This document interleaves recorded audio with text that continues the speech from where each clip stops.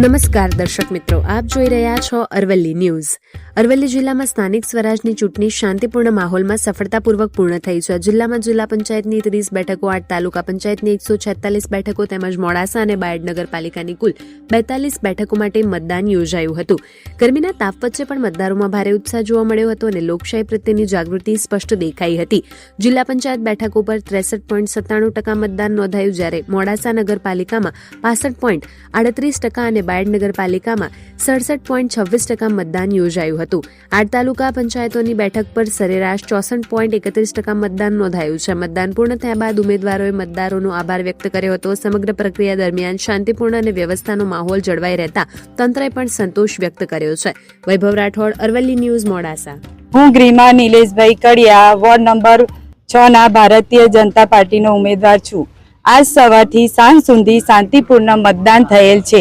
લોકો તડકામાં પણ સારો સાથ સહકાર મળેલ છે। સર્વે મતદારોનો હું આભાર વ્યક્ત કરું છું।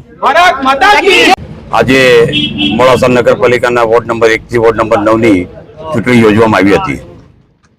હું ખરેખર ભારતીય રાષ્ટ્રીય કોંગ્રેસ વતી મોડાસા નગરના તમામ નગરજનોનો ખૂબ ખૂબ આભાર માનું છું કે તેમને ઉમળકાભેર અને શાંતિપૂર્વક સૌહાર્દપૂર્ણ વાતાવરણમાં આજે મતદાનમાં ભાગ લીધો છે।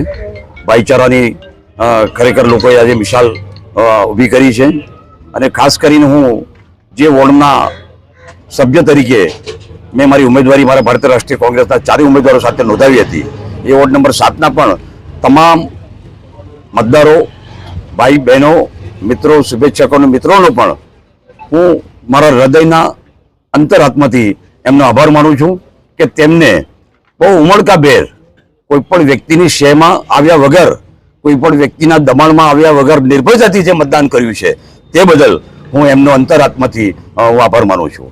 અને ખાસ કરીને 28મી તારીખે જ્યારે પરિણામ આવશે ત્યારે મને વિશ્વાસ અને આશા છે કે આ મોડાસા નગરજનોએ જે મતદાન કર્યું છે એ ભારતીય રાષ્ટ્રીય કોંગ્રેસના પંજાના નિશાન સામે બહુમતીથી પ્રસ્તાવિત થશે એવું મને લાગી રહ્યું છે।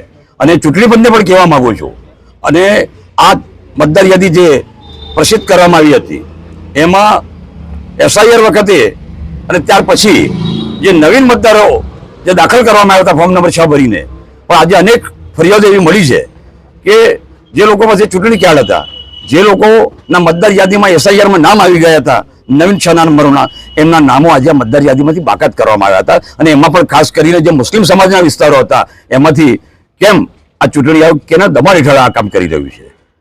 લોકશાહીમાં બંધારણના અધિકાર આપવામાં આવ્યો છે મતનો, અને મતનો છીનવાનો જે અધિકાર ચૂંટણી આયોગ ભાજપના ઇશારે જે કરી રહ્યું છે તે આવનારી ચૂંટણીમાં ના કરે, નહીં તો આવનારી ચૂંટણીમાં હિંસક માર્ગે ભારતીય રાષ્ટ્રીય કોંગ્રેસના નેજા હેઠળ અમને આંદોલન કરવાની ફરજ પડશે। ફરીથી તમામ મોડાસા નગરજનો અને વોર્ડ નંબર 7ના તમામ મારા મિત્રો, ભાઈઓ, બહેનો, મતદારો, શુભેચ્છકો, મિત્રોનો હું હૃદયની અંતરાત્માથી ઉમળકાભેર મતદાન કરવામાં માટે હું તેમનો હૃદયપૂર્વક આભાર માનું છું।